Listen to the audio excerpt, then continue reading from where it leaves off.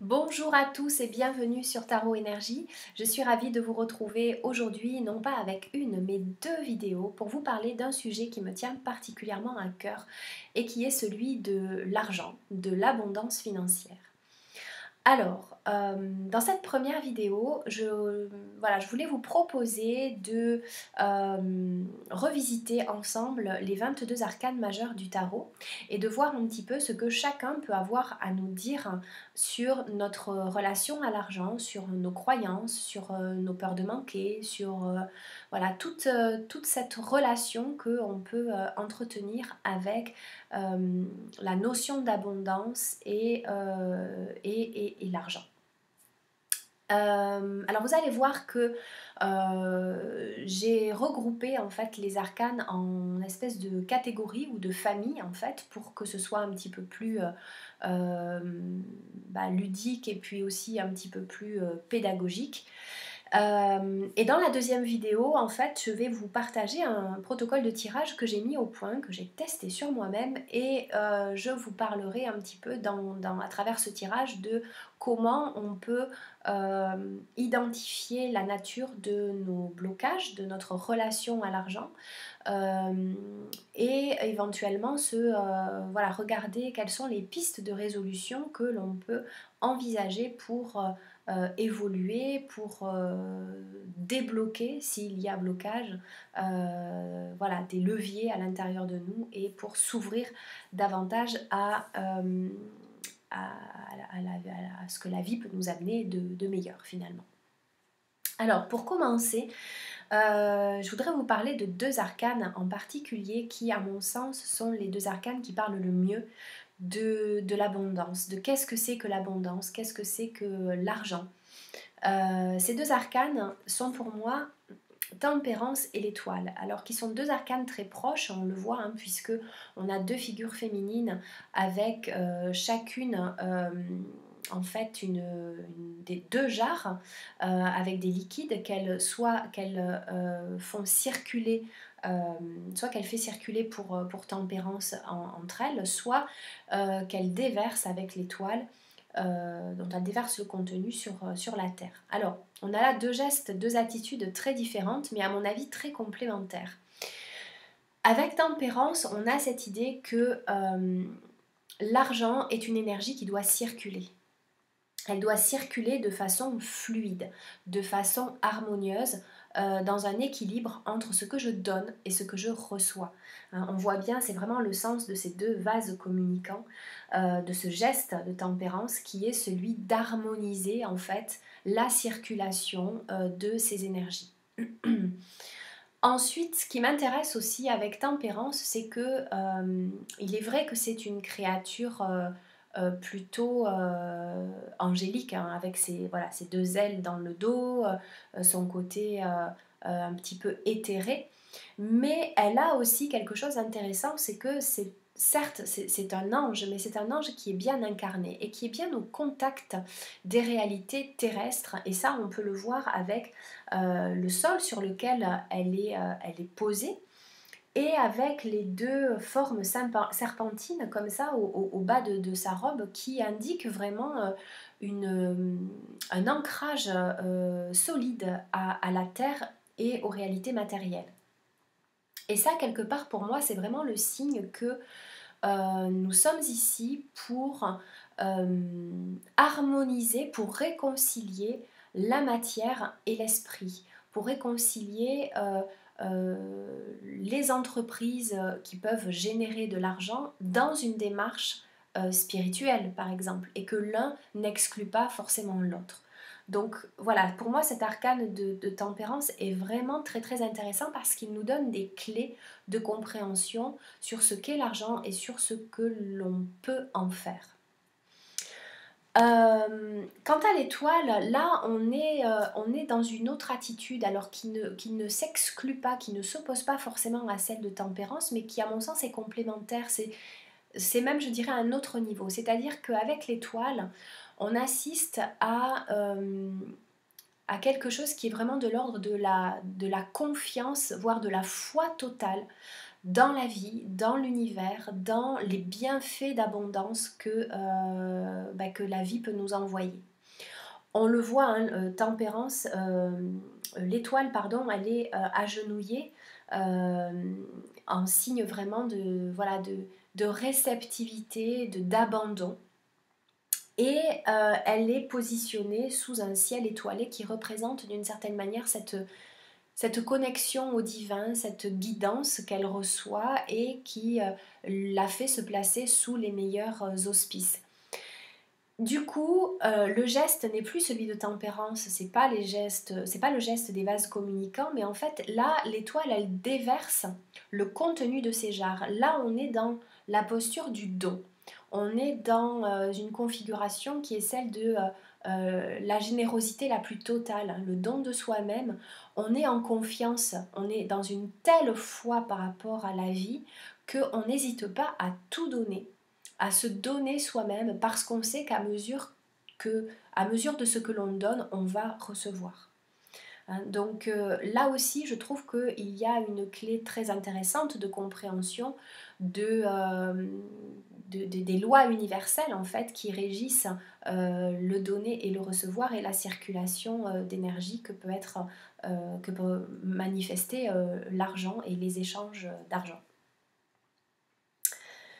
Alors, il peut y avoir un petit bémol avec l'étoile parce que c'est vrai que l'étoile, elle peut aussi avoir tendance à se vider parfois lorsqu'elle donne trop, lorsqu'elle donne à perte, lorsqu'elle n'est pas alignée justement avec, on va dire, la grâce divine.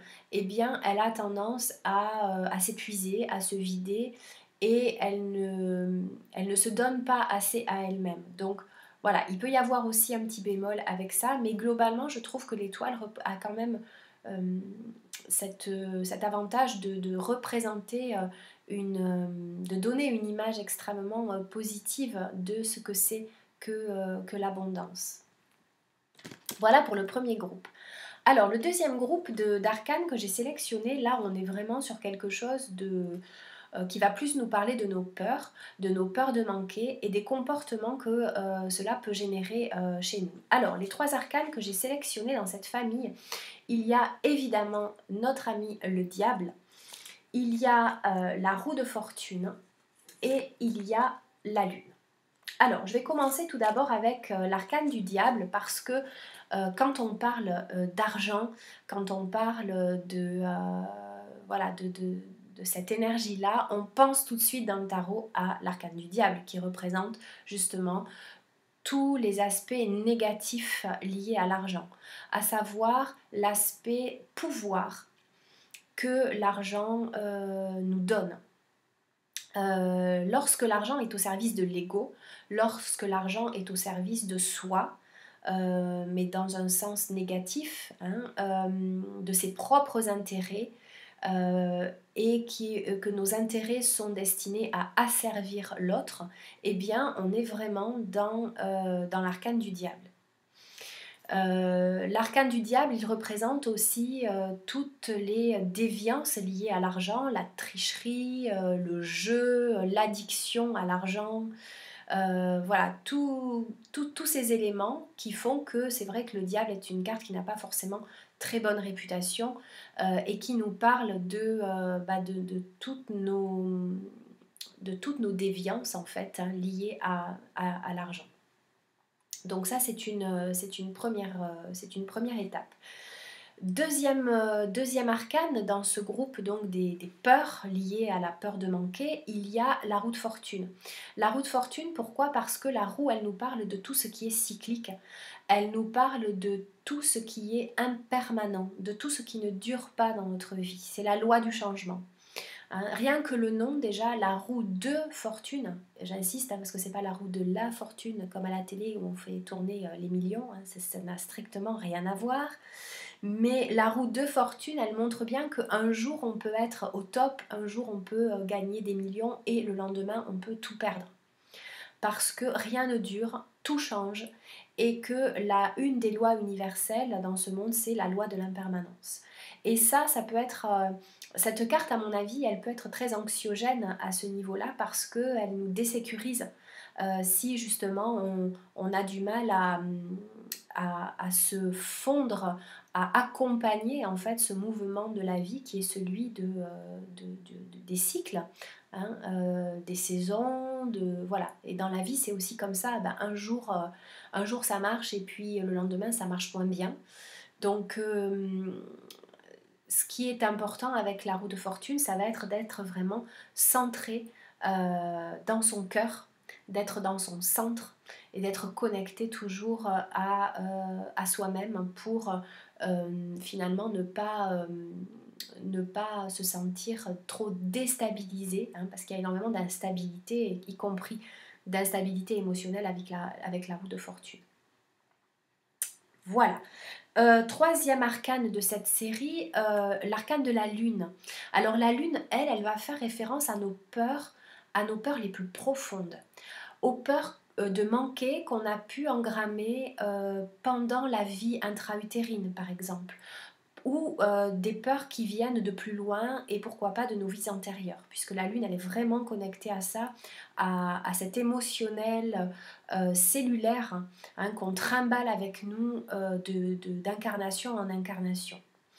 Donc là, avec la lune, on est en contact avec nos peurs les plus archaïques.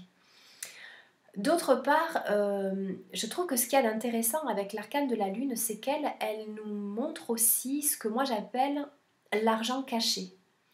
L'argent caché, pourquoi? Parce que la lune, c'est notre potentiel créatif, c'est notre imagination, et que si justement on a du mal à avoir accès à ce réservoir, à ce potentiel d'énergie, eh bien notre créativité est bloquée et notre capacité à générer, à créer de l'abondance est bloquée elle aussi.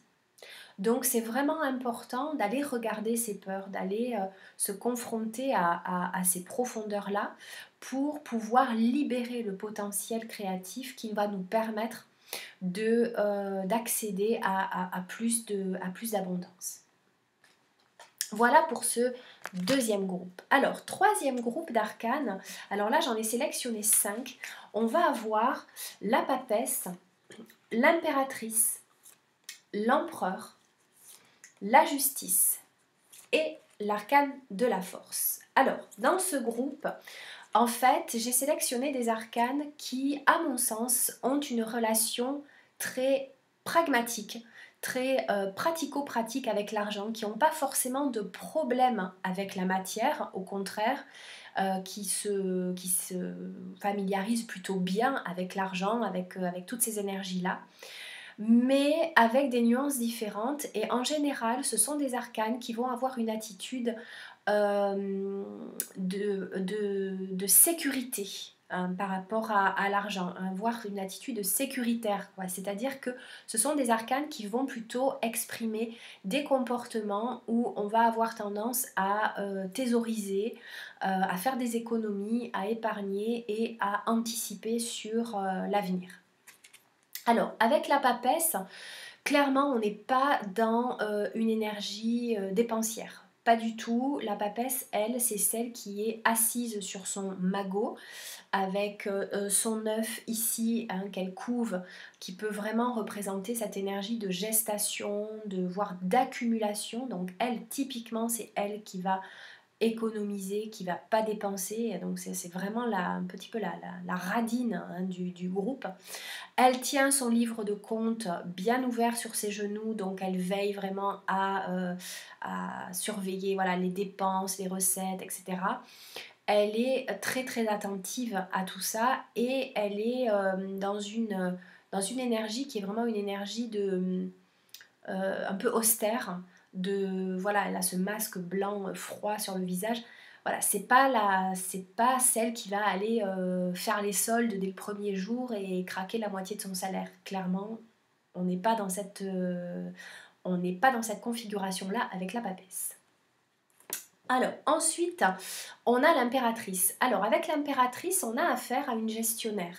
On a affaire même, je dirais, à une intendante, c'est-à-dire à une personne qui est capable de gérer la maison, de gérer la vie quotidienne, les affaires courantes, un petit peu comme une maman qui va veiller au grain, qui va faire attention à ce que tous ces petits poussins aient tous les habits qu'il faut pour la rentrée des classes, que le petit dernier ait son nouveau cartable, que le frigo est toujours plein, que voilà, tout dans la maison soit voilà, bien au point pour que personne ne manque de rien.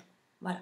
Ça, c'est vraiment l'énergie de l'impératrice, c'est-à-dire qu'elle est vraiment, elle a un comportement très protecteur avec son entourage et c'est une grande gestionnaire. C'est quelqu'un qui va organiser, qui va structurer, qui va gérer la vie quotidienne d'une main de maître. Ensuite, on a son mari, l'empereur, hein, qui lui, alors lui, on est plutôt dans le côté, alors gestionnaire là aussi, mais plus investissement. Voyez, l'empereur, c'est celui qui va, alors qui a plutôt un rapport privilégié avec l'argent et avec la matière. Il n'a pas de problème avec ça. Il aime plutôt ça d'ailleurs et il le revendique, mais lui, il va faire en sorte de faire des placements, voyez, il va investir dans l'immobilier, il va faire des économies pour les études des enfants, il va faire un plan épargne, il va faire un plan épargne logement, enfin, vous voyez, tous ces trucs-là, c'est typiquement de l'empereur. L'empereur, c'est vraiment celui qui a un rapport très pragmatique à l'argent, mais dans le sens des responsabilités que cela lui donne. Hein. Il est très conscient que c'est lui qui assure la sécurité matérielle, financière de son foyer. Donc il va vraiment avoir à cœur de prendre tout ça en charge et de le concrétiser dans la matière. Ensuite, on a l'arcane de la justice. Alors la justice, elle va plutôt nous parler du côté administratif, du côté, vous voyez, les impôts, la fiscalité, être en règle. Voilà, c'est toutes les peurs liées à l'administration, toutes les peurs liées à notre statut, toutes les peurs en fait qui font qu'on a toujours à cœur d'être en règle avec les institutions. Ça, c'est vraiment typique de la justice. Alors, elle aussi, elle a une attitude assez sévère. Elle a une attitude pas très engageante au niveau de la dépense, hein, parce elle est dans quelque chose d'un petit peu rigide. Elle veille toujours à un équilibre presque parfait entre les dépenses et les recettes. Donc quelque part, il y a quelque chose d'un peu crispé, d'un peu figé avec la justice parce qu'elle ne va pas oser, elle va pas oser bouger en fait, elle va pas prendre de risques. La justice, elle est très prudente. Hein. Donc voilà un petit peu ce qu'elle a à nous dire, la justice de notre rapport à l'argent. Et enfin, dans cette catégorie, on a l'arcane de la force. Alors pour moi, l'arcane de la force est peut-être l'arcane le plus positif de tous ceux que je viens de vous présenter dans cette catégorie parce que la force, elle a cette sécurité intérieure. C'est-à-dire qu'elle n'a pas forcément besoin d'aller faire des économies, d'aller faire des placements, d'investir, de vérifier qu'elle est bien en règle, que machin, tout ça. La force, elle est sûre d'elle-même parce que elle sait qu'elle a des ressources, elle sait qu'elle est créative et elle sait qu'elle a la capacité de se sortir de toutes les situations grâce à ça.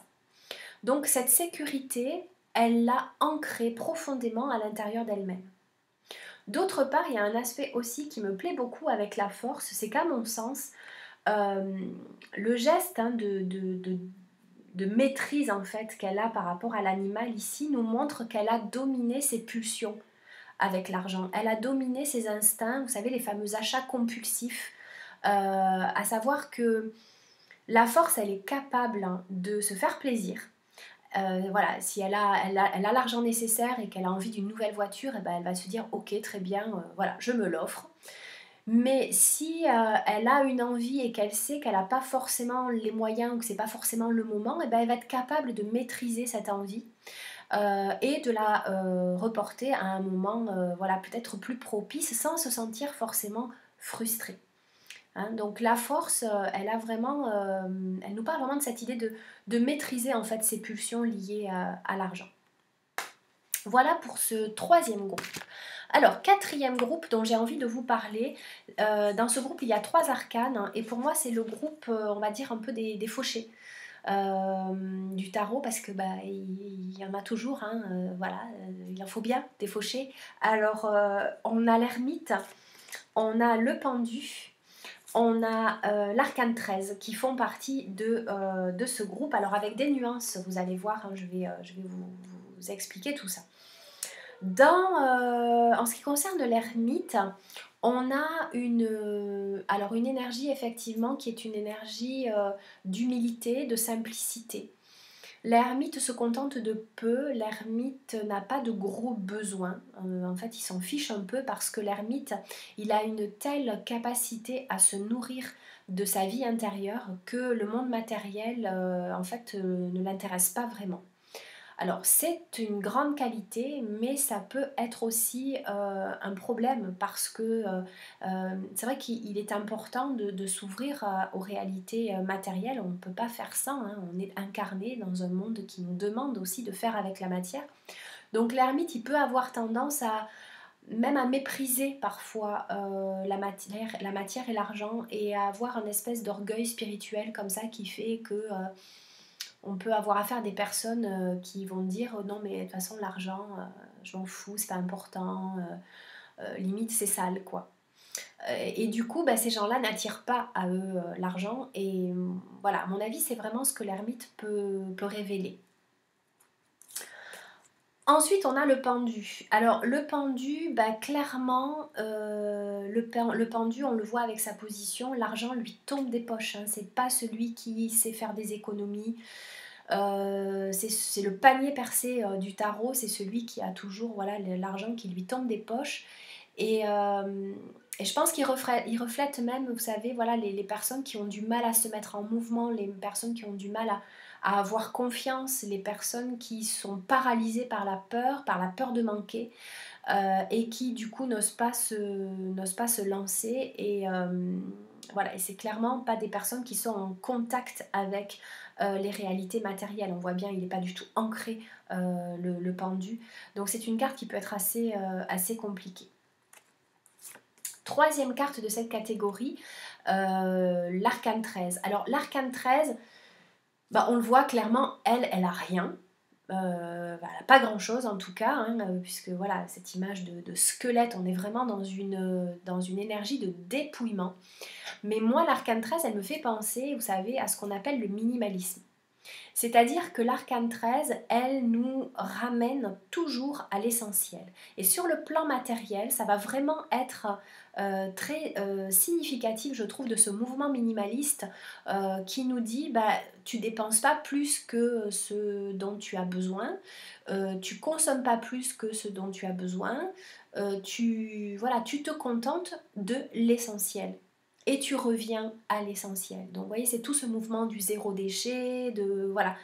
Tout ça, c'est très arcane 13. On va recycler, on va composter, on va faire voilà, on va prendre avec ce qu'on a 3 bouts de bois et on va se faire une commode. Enfin, vous voyez, c'est exactement ça que reflète à mon sens l'énergie de l'arcane 13.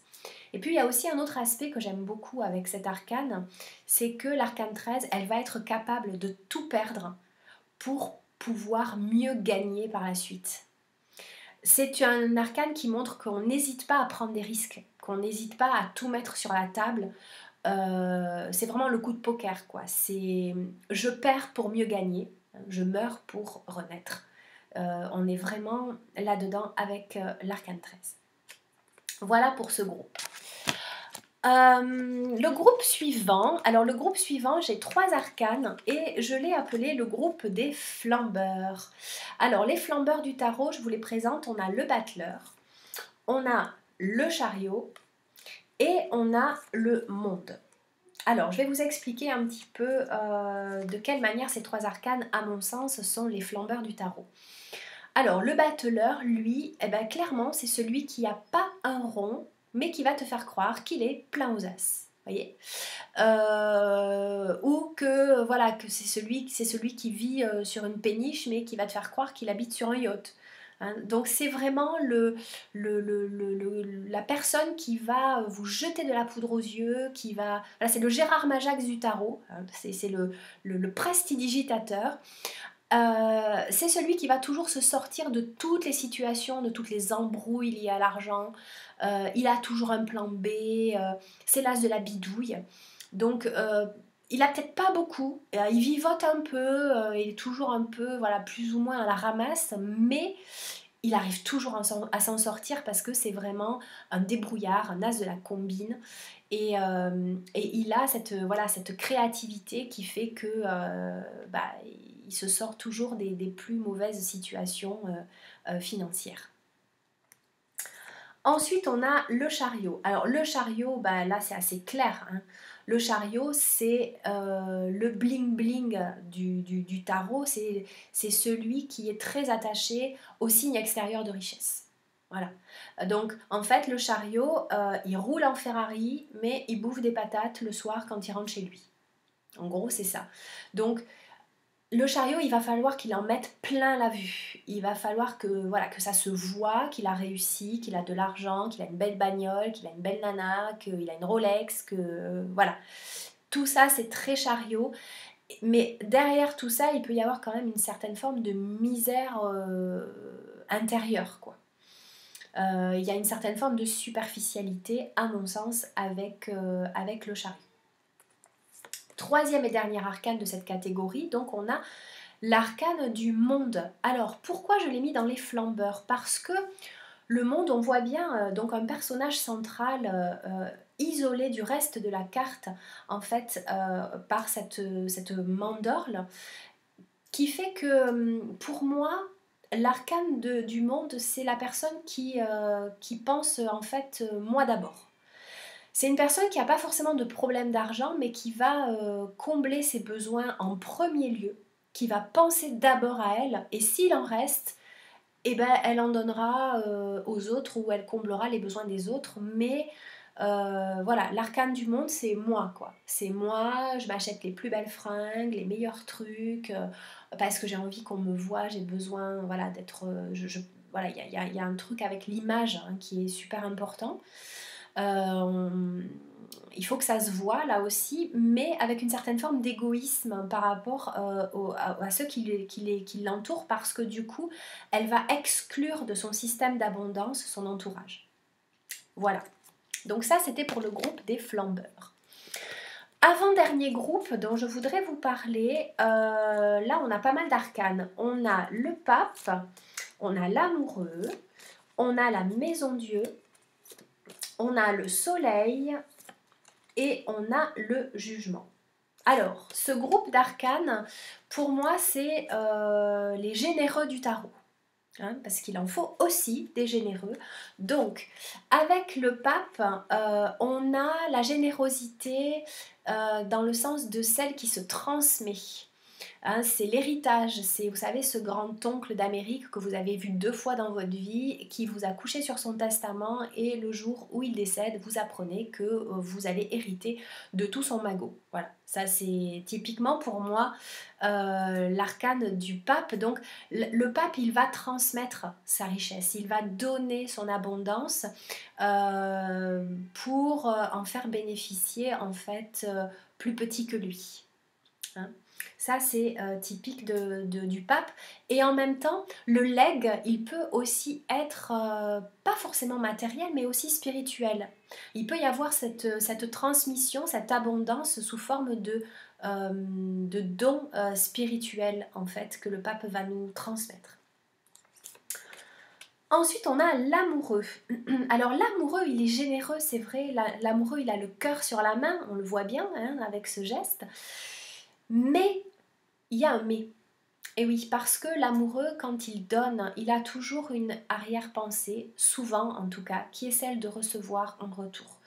L'amoureux, il nous parle de l'amour conditionnel, c'est-à-dire que l'amoureux, il a tellement besoin d'être aimé, il a tellement besoin de recevoir que lorsqu'il va donner, alors il va donner avec beaucoup de cœur justement, mais il va avoir aussi énormément besoin de recevoir, d'être reconnu à travers le geste de générosité qu'il a pu avoir. Hein, donc ça, c'est le généreux, mais avec une petite arrière-pensée, avec un petit bémol quand même, sur l'idée de je donne, mais en ayant besoin de recevoir en retour. Ensuite, on a la maison Dieu. Alors, je sais que la maison Dieu, en général, est interprétée comme une maison qui nous parle de faillite, de catastrophe, d'entreprises qui se cassent la figure, voilà, de chocs soudains, de trucs violents. Ok.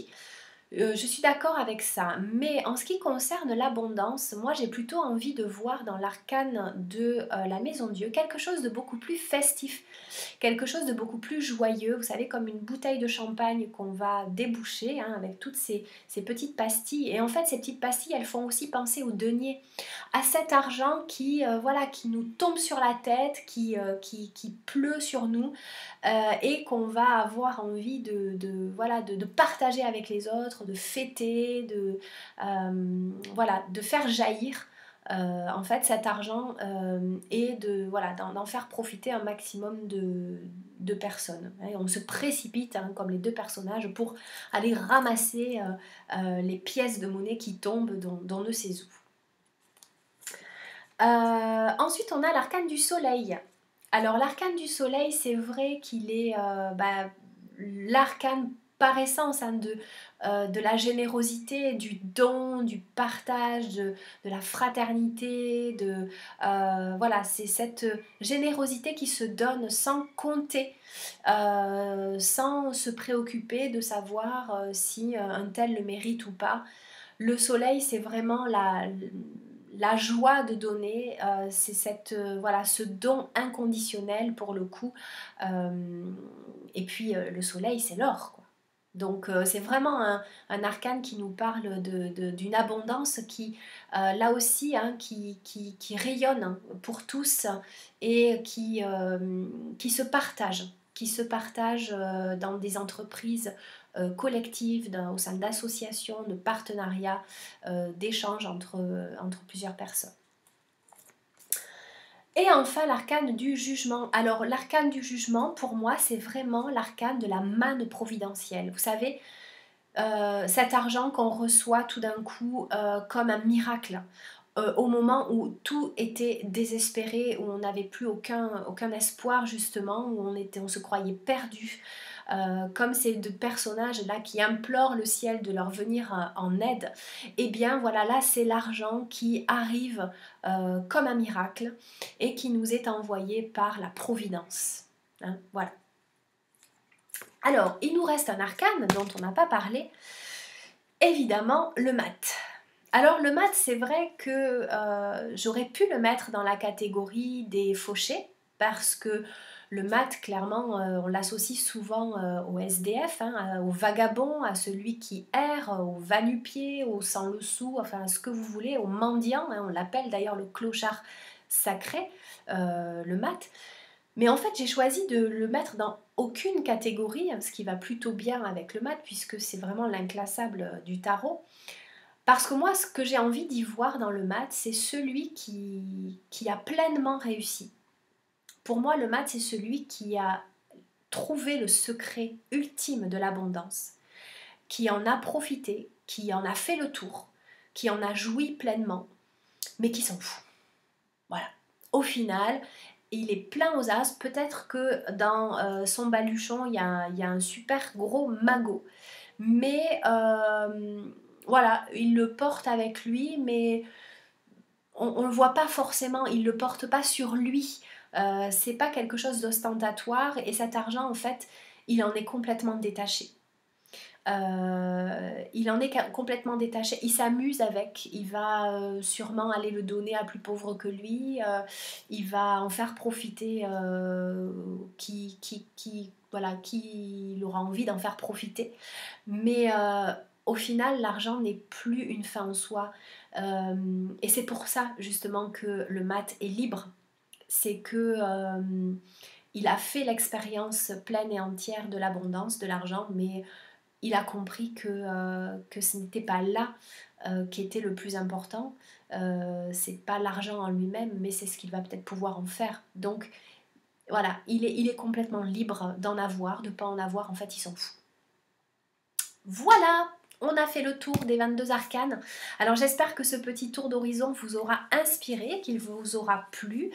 Dans la prochaine vidéo, eh bien, ce sera peut-être aussi autant de clés qui vous aideront à interpréter votre propre tirage de l'abondance que je vous propose très très vite. Voilà, mais merci beaucoup pour votre attention parce que je pense que c'est une vidéo assez longue. Je vous invite à vous abonner à ma chaîne, à liker, à partager cette vidéo, à me rejoindre sur les réseaux sociaux et notamment sur Instagram, sur ma page Tarot Énergie.